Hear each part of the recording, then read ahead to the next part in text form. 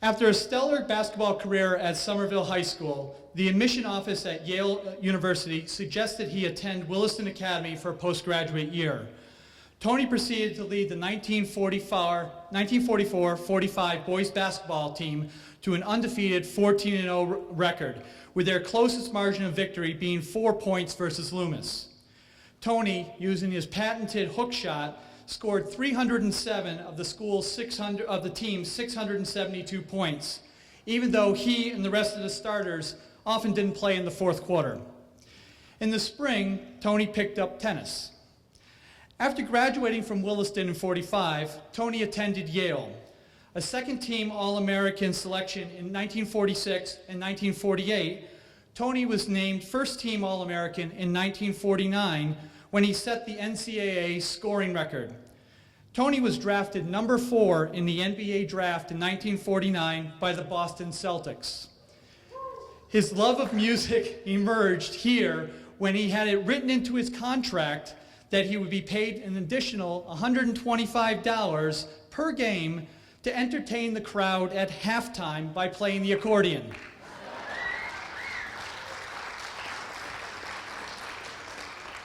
With that clause, Tony pretty much created the halftime show of today.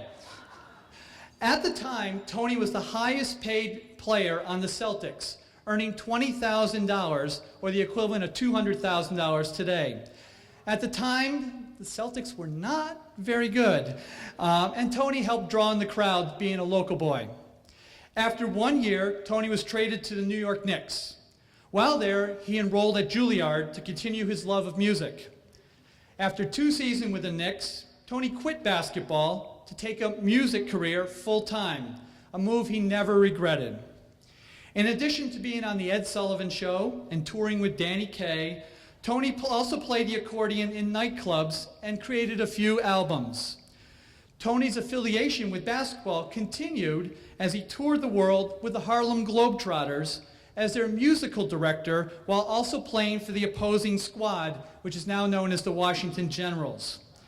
After a career in the music industry, Tony retired back to his hometown of Somerville before moving to New Hampshire to be closer to his sisters, Ginny and Doris. It is my pleasure to introduce Doris Duff, Tony's sister, and to present Anthony Tony Lavelli, class of 1945, for induction into the Williston Northampton Athletic Hall of Fame.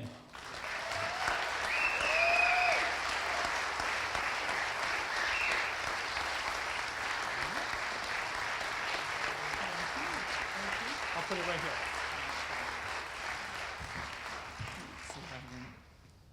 Good afternoon.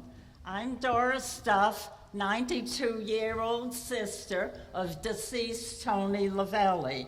I am here with my sister Ginny Lovett, her 3 children from New Hampshire, and many extended family members. This is not my first trip to Williston. I made several trips here when I was about 21 years old back in '44-45 with my parents from Somerville, Mass. In my old Nash Lafayette car to see most of the Williston basketball games. I'll begin by telling you how Tony got started with both the accordion and the basketball. In early grade school, Tony was already a good pianist.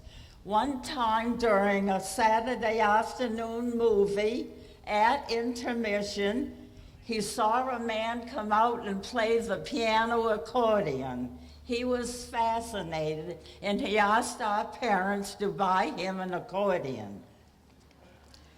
Each day when Tony came home from school, he practiced his music lessons.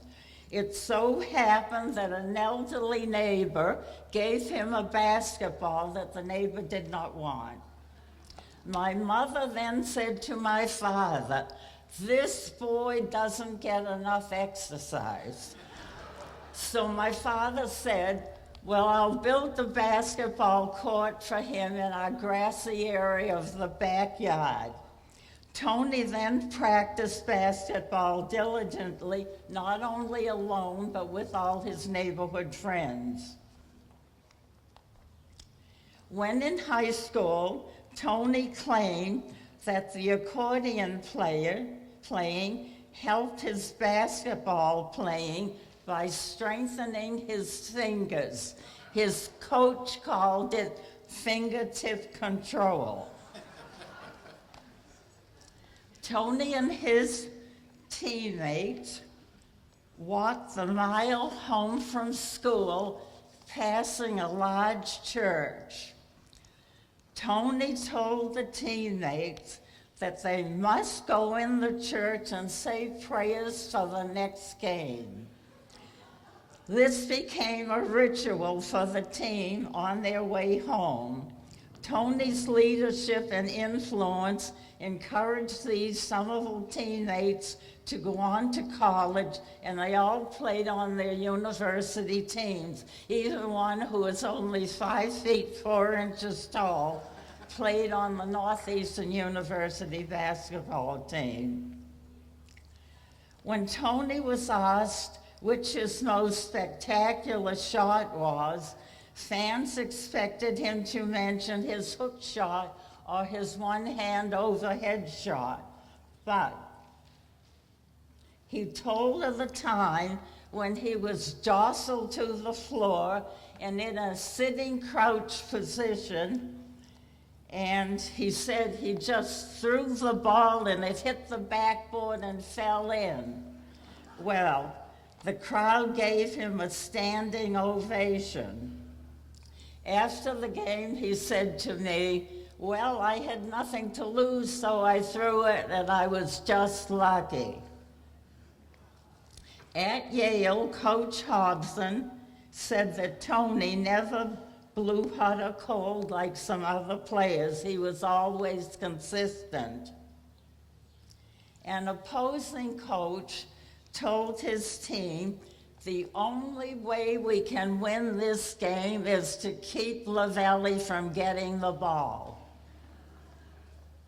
Tony had the reputation of being a gentleman, and he was very good looking. He was featured in many leading magazines, and in one article titled, "Look Ma One Hand," the article ended by saying, "Which twin has the Tony?" which was a popular commercial at the time. But basketball fans said they are certain that Yale has the Tony. We are thrilled to be here today to receive this honor for our brother Tony Lavelli. We thank Williston Northampton Academy for this invitation to this very special ceremony. Thank you. Who's going to lead you down? Yep, I will.